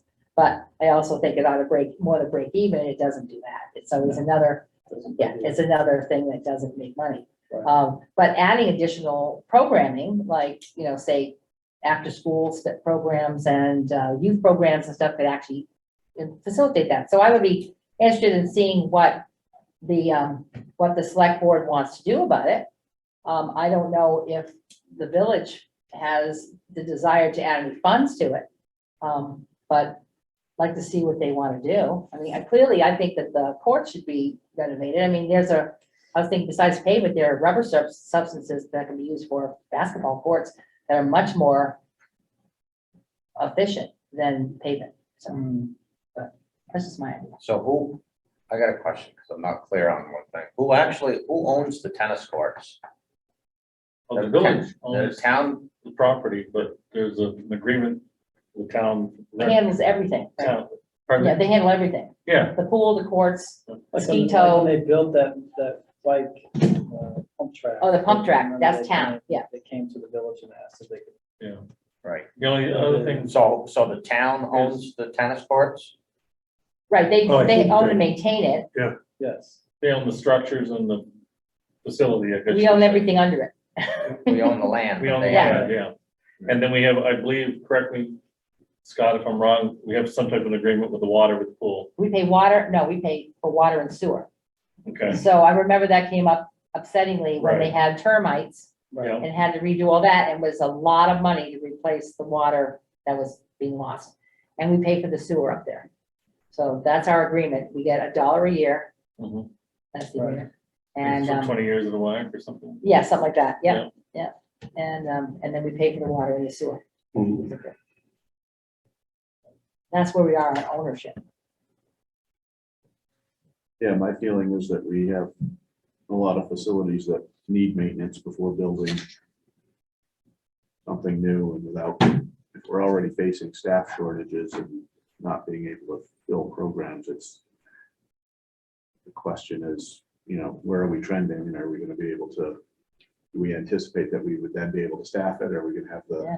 it's already, a lot of families aren't able to afford what's being offered then until we have a shift. It's not gonna get less expensive by building something like this. Right, but yeah, It would be wonderful. I mean, there's no question. It would be if the an youth appeal. group, if, Right. say for instance, the youth group were to move into there and to use it for after-school programs and stuff like that, there'd be staff. Yeah. Because they have to staff their program. So to staff their program, they'd be able to do other staffing issues inside the rec center. In the months when, Mr. Stutley is not available because he works at the high school. Right. During the school year. So the summer programs might be full at the moment, but the fall and winter and into early spring will It's not be. It's a So, little more haphazard than. so if we utilize the building better Mhm. with availability for another group that needs a home. Because they've been using the, what's the name? The place right next to the Central Elementary as a housing Parks Place. location. Parks Place, but that just fell out of my head. As a nonprofit, they could use this space, which would give them more expanse. I've been in that building many times, with my grandkids and stuff, and it's a tight space. You're It's talking a about home. using the Parks Place. existing building. So instead of using Parks Place for the youth group, they could move into and be part of the rec center. which There's is- additional concerns, which are cost of operation, heating, electricity, janitorial, That's all town. upkeep, et Yeah. cetera. Well, I'm just Yeah. saying, there's something, that's a factor. I know, and it is something, I'm just saying, to consider it, to get the building used more efficiently, Right. Sure. year round, 365, and maybe some financial contribution, because they get their nonprofit funding through Yeah. Parks Place. Youth group does, so that might contribute some funds for them to expand their programming and be able to participate in funds for the rec center. It's all, very preliminary. They talked once to the rec director. He wasn't very positive about it, but I think that that's an underutilized space and it needs something, and that would create an automatic type of staffing. Something, But you're talking about with the existing. building, not without adding. additional ads, but that's all to be considered. Right. No, I got you. Yeah. So we haven't demonstrated that the existing building is bursting at the seams with, Uh-uh. yeah, so, I mean, why would you expand it, would be my question. I mean, the pool and lots of Different outside. uses, right? In the summer, obviously, when you have summer camp and kids swimming, and then you've got families coming to use the pool. It's a different utilization than obviously in the winter, right, when you're just in that facility. It's a more limited kind of use. And the hours are limited because school's in session. Right. So your director and staff it's not staffed well in the winter, so that would increase staffing. So you could also increase therefore programming. But that, of course, is just with what was existing now without going beyond that. There's potential for going beyond that, if the Right. town has the will. Yeah, they didn't pursue this apparently in 2002 because it was just too much money to build the second piece. So That's why that looks so old, okay, now I get it. Was that back in the, 2002, when did, This was like like, the pool came in in Lefty Lopez was- 2000, was that the Lefty Lopez project? Yeah. Okay. They were pushing for the bit, and then I think it got Came out of a way committee, down. a rec committee that made It a got recommendation. downsized quite a bit, right? Yeah, it all came down to funding. There Right, just wasn't enough money. now, to- when did the pool get put in? It was 2000. When was it dedicated by Bernie Sanders? Was it 2010, 2005? That was the rec The rec. building, wasn't it? No, yes, it was the rec building. When was that? It was, This is And I would say that is 2020, in, 2002. because of the termites. What's the date on that? Been February redone, too. 2002 Yeah, I was the.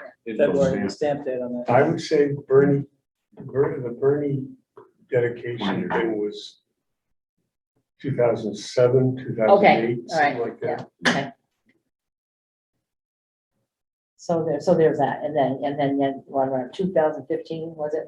We needed to deal with the termites of the building and the pool. So that was done. And I guess Well, anyway, you have a sense of where we see are. what now. see what So I was the, looking forward to the the select sense. board.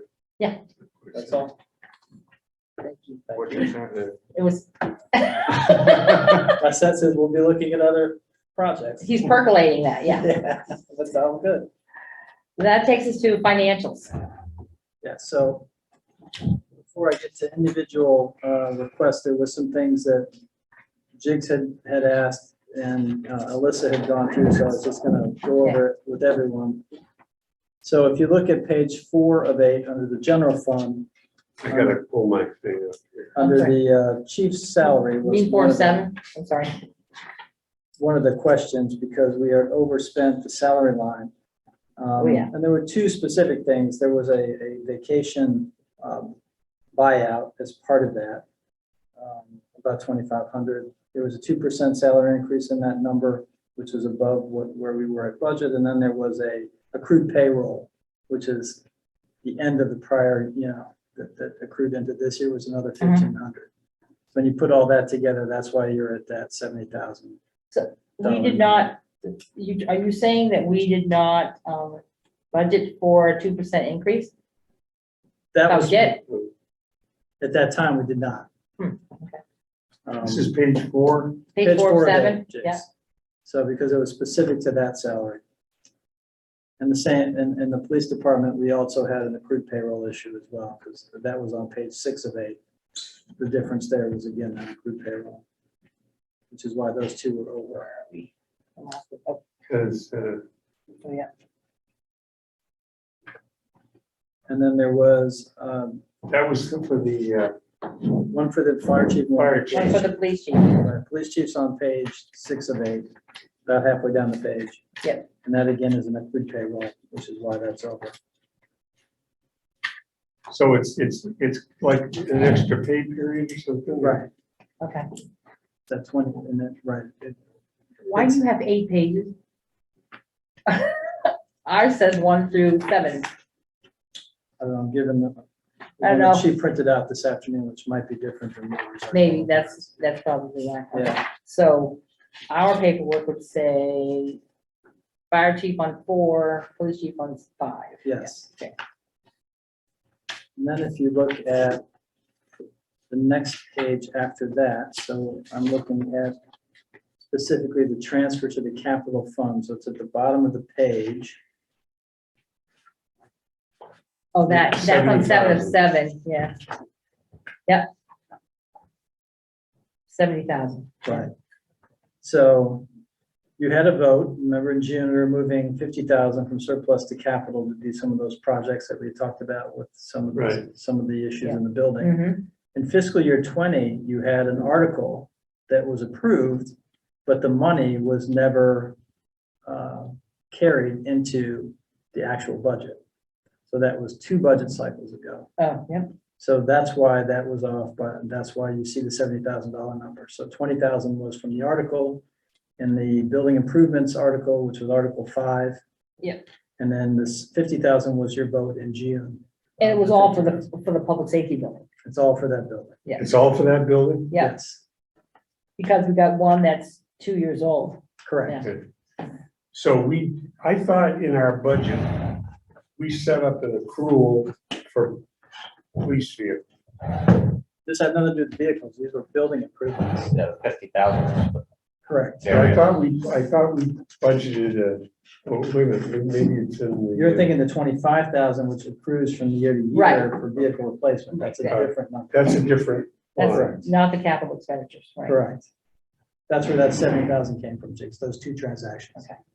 One that you approved at the end of the, your June meeting. And the one second was from the voters approval, was a FY voter 20. voter article that never got budgeted appropriately, Okay. that we were catching up to. And we know why. Okay. So anyway, so with that as a background, then just wanted to catch everybody up to that, because those are specific questions that had already come up. So Okay, so good. there are questions from sewer. I could not follow up with Rob because we're missing a couple of our revenue targets and also a couple of our targets on our reimbursements from Walpole. And what I believe the differences are on those are when he does a true up bill, so he will bill them the 4 billing cycles, which is based on his Oh, projections, estimated. yeah. And then when he comes, he'll do a true up bill. And typically when that true up bill is finished, he'll hit all of those targets. So that's why you're seeing a little bit of a funding gap in that year-end number under the sewer department. Yeah, I We're mean, missing revenues by Are we gonna about, true that up before we close the books? yes, he's Okay. working on that now. So, Do you have an anticipated date of closure, what, August or so, or September? no, we'll close. We'll probably do a hard close by the beginning of August. Okay, Yeah. So, So those 3 bond payments from Walpole you think are waiting for one more right, payment? we'll do a true up bill, Okay. which will then That'll help- basically bring that'll us help the to, sewer. right. yeah, well, On your overall budget, just looking at and again, this is not a final number, just as a number, right? We're still, when you look at your total expenditures and our general fund specifically, we'll have an $18,000 surplus roughly. Yeah. And we already have a $662,000 fund balance, so you're gonna be looking at a $680,000 fund balance at the close of the fiscal year. So, as we go into budget discussions for next year, that number is well above our 20% threshold, and we need to think about how you might want to leave it. offset that. Is that 662 what remains after the 50 grand that we Yeah, Yes. voted on last time? Yes, Okay.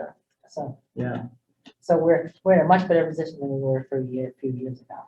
And we had, what, less than $20,000. You're- I'm you're- not saying, I know, it's more than we're Yes. supposed to have. I mean, I don't think you ever want to our goal is, right, try to be consistent, so you don't want to tax people to the point where, you build up these ridiculous surpluses and people are frustrated and aggravated. Yeah, So I think that performance-wise, we're pretty close to on target with our, current year budget. The issue I think we're going to have to really talk about is how do you want to effectively use that Use some of surplus that surplus. right. and not, Could benefit the taxpayer. There's a lot lots of benefits to that, lots of opportunities to Yeah. that. Sure. So, Now, it looked like the water fund had a surplus of like 130,000 or something.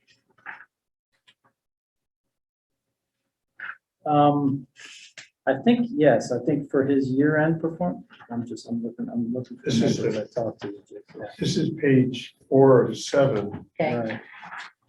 water fund.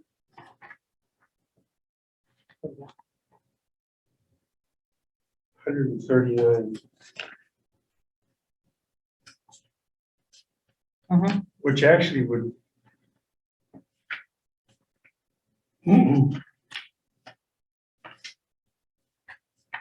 We don't have balance sheets, but No. obviously, their cash position is very strong on the water. Mhm. Right, which is again, one of the things, is we're talking about these capital expenses, it's something we're gonna have to take a look at. Right.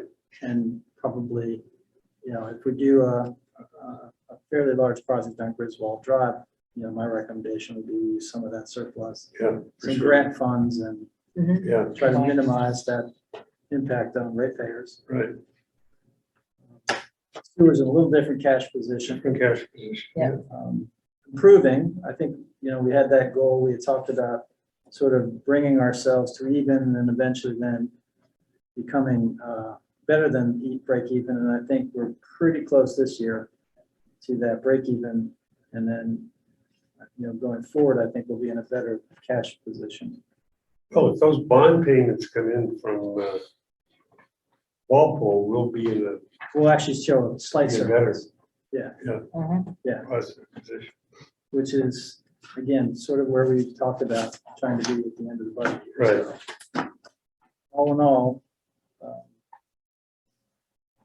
I was septic running, is it still? I mean, it seems like that, it's, we obviously beat the budget by it's 100,000. strong, it's not leveling off, but it's not growing Not growing. as much as the last 3 years. Mhm. But I think the last 3 years, we saw a 5 and 10% increase in volume per year. Yeah. I think if we see a 1 or 2% increase for next year, that's probably more along the lines of where we're gonna be. It has not declined. Right. Yeah. And Well, in this budget, we're gonna get hit with, particularly electric rates are going up because of the price of gas and oil. Mhm. And, yeah, the winter so might be we're a gonna- challenge. We're for gonna us. take a hit, to some extent Yeah. in those areas. When was the last time we increased the cost of septic for people to dump it? We did that, we did that we didn't do it in the fall, we did it prior spring. Uh-huh. We changed the rate in that spring. And then we left everything alone in the fall. Okay, We so, left everything alone 2020. this spring, and we talked about, we'll look at it again this fall. and we should, I think, I Right. mean, we're using the sludge dryer, we're processing our own materials. Right. It's costing us more electricity. And we'll really have to take a hard look at our numbers in the Yeah. fall and come to you with our. And a comparison was done to see what other areas who do that are charging. I mean, we were less expensive, but just the ones not cutting off our Right. noses by our face. So by next fall, you will not have had an increase in the rate for almost 18 months at that point. So we might consider. So doing that. at some point, you can't, we ran into that before where we went too many years without an increase, and all of a sudden they wanted 30% and Yeah. everybody was upset. That's Okay. never, it just makes people angry when you do that. Yes, it's better. if They it's forget about the gradual. years when you're even or flat, and then they see that 20% and that makes people crazy. Yeah. So rightfully so. Okay. Yeah. Any other questions on financials at this point? Hearing none, we move on to review agenda items for our next meeting, which will be August 16th, 2022. Probably have some things that'll come back to us anyway. Right. Well, I can't recall anything else to talk about. When's the tax sale back on? We'll have that on to discuss board. at the joint board in September. Yeah. As well as we'll have a presentation from the engineers from VHB about the project on Depot. And also, we're hoping to have an update from the fire equipment community. We're working on some things. And hope to have some updates. We have to have another committee meeting, probably late August, early September, and then have a follow-up with the joint boards at the end of September. So there's a few items we're working on. At the Board of Civil Authorities, we abated taxes and other stuff for 3 properties. Which I disagree, everyone, yeah. And Deborah voted against them. And what we said, the point that was raised was that, take, for example, 10 and a half Church Street, which is burned and stuff. And the town abated $7,700 worth of taxes and fees. Bellows Falls abated $1,951. Mhm. And it sounded like, we know that they might lease the 66 Atkinson Street. There apparently is some interest in selling this property, this 10 10 and a and a half. And the other one was, Oh, was that the one on, is it Barker. Barker Street, the building that burned up Barker Street? So we abated some money on that. And Both of which are potential. so the question was, Okay. what we said was that if there's a recovery, we'd like to get our pro rata share of the Right. recovery. That was the gentleman agreement. Yes, the gentleman But you agreed. know what that's worth, so. Well, but I think we ought to bring it up at the No, joint board meeting, and we should, because, Yeah, the possibility is we will never see that money, which is why I said no. But okay, Well, I mean, it was gonna. I think it's up for pass anyway. I know it was just me alone. So I would like to, I'd like to put that on that Definitely. agenda. Actually, I think Wade said no. Wade voted against one. Yeah, I did. so yes, the gentleman's agreement, which should be revisited in September joint meeting. But the attitude of the trust of the select board, I thought was pretty positive Mhm. about that. Oh, yeah. You need to keep in mind that the certain criteria that it can be abated, if the fire falls into that category, that criteria, you can't really deny abatement either. Oh, no, this was different. This was basically to clear the, For the books. Clear the But books. it wasn't the owner asking for the abate. Well, I'm sorry, it was. The owner was town, and I had an issue, it was an issue with the town abating their own taxes. the town is the owner of all three. Yeah, Yeah, I'm sorry, I was able to make that another point. but that was the deal. It's like they own all the properties, they abated their own taxes. I just didn't like. Yeah. It's just like government, so. Okay, so maybe we will see something when that gets done. Yes. So did anyone else have anything about the next meeting or the next joint board meeting? Not right now. Is that the 16th, the second or third Tuesday? The first is a Monday, so, That's a look. I must be the third Tuesday? I don't know. Yeah, because the following Yes, Monday it is is the the third, 9th, so it's the 16th. third, Because yeah. on our website, it says our summer meetings are on the second Tuesdays. Yeah, this I is- know, and we're it's not, scheduled yeah, for the that did get third. fixed, This yeah. is the third and that. Yeah, for the summer schedule, we're on the third, and the select board's on the second, is that correct? Well, they have their meeting on the 9th because they're doing the Oh. meeting house meeting on the 9th, remember? Right. So we moved ours to the Oh. 16th. Right, okay, Because they have that. that's right, That's how and, we're- They need a Yeah. and this meeting house. last meeting they had on the second Tuesday instead of the first Right. Tuesday because of Right. July 4th. So it's a little convoluted. All right, But if I remember correctly, it does say on the website that. it does say second, yeah, Tuesday. I know. I think It's the not- dates though are on the revised, I like it's the calendar that you guys approved has the specific dates on the website. It does. It does, but It does. the general The general. notice general is one second might- Tuesday, yeah. Yeah. Okay, so if you have any ideas about items for the agenda, you can get them to me or to Scott, or both of us. Let's see, our next item would be to review and approve the orders, bills, and warrants. Need a motion for I'll that? move approval. Seconded. Okay, any discussion on those? Okay, all those in favor, please signify by saying aye. Aye. Aye. Okay. We do have a brief executive session. Right. We would come out to make a motion to do that, so I can take the notes if we need to do that. So fact doesn't need to stay here for that if they don't wish.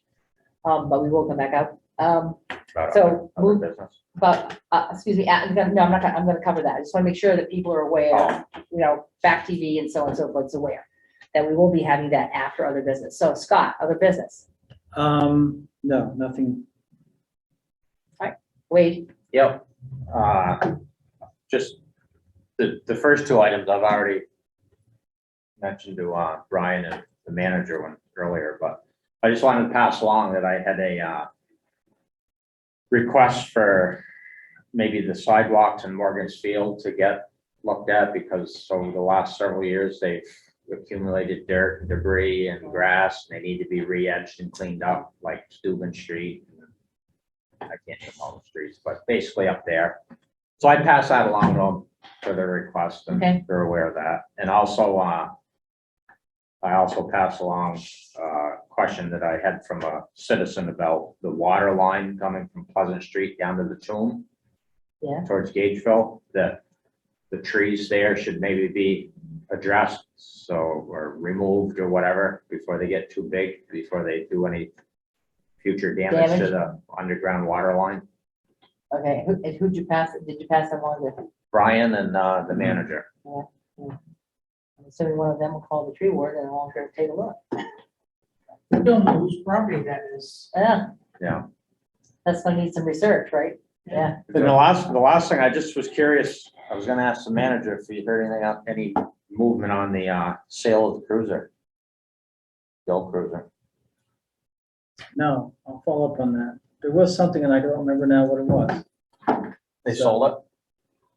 I believe they have, but they haven't picked it up yet, and there was some. That's reason- right. Yes, Right. still sitting. It's still sitting there. Yeah, I was just curious. If it, Yeah, so I'll follow up with. I know the last time we talked about it, they were still waiting to get stuff transferred over or something out of that. Everything's out of it, so there was something with them picking it up. So what did we get for? I forgot. Was it 4? No, it was more than that. It was? Maybe Yeah. 7. I think it was in the sevens. Yeah, Well, that's what we got for the last one. Last one. for the last one. Yeah. Frame collector. It wasn't? Yeah, right. I'll follow up with Dave and get you an update. I'm just curious. Yeah, Yeah. Just page 7. Sorry. Was that you all set? Wait, Jigs, I'm good. second. We're good. All set. All right. The only thing I would say is it's been really hot despite the storm we had last night and power outage on the south side of the village. Which I experienced. You get the tornado warning on your phone? No, I No. did not. Oh, That's okay. I sat on the porch, played cards and with a candle because that's all we could do. No power. But didn't laugh early.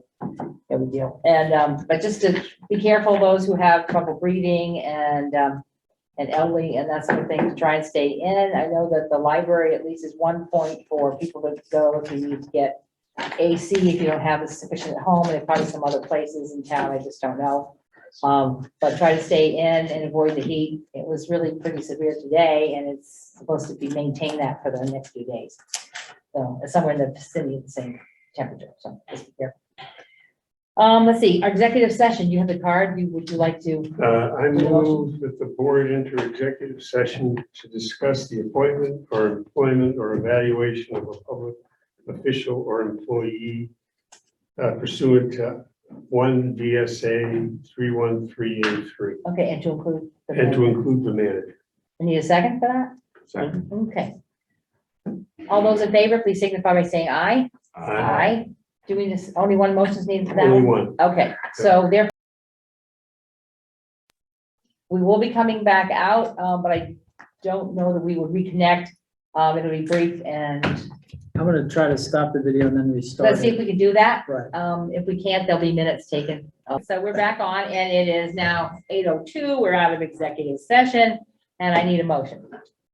Someone. I'll make a motion that the village pay the manager, Scott, pick up a retention bonus of $5,000. seconded. Okay, all right, is there any further discussion on the motion? Hearing none, all those in favor, please signify by saying aye. Aye. Any opposed? And now that, we're all set, okay. And that concludes our business for today. I need a motion to adjourn, So okay? All right, all those in favor signify by saying aye. Aye. Aye, we're out. Thank you very much and have a good night.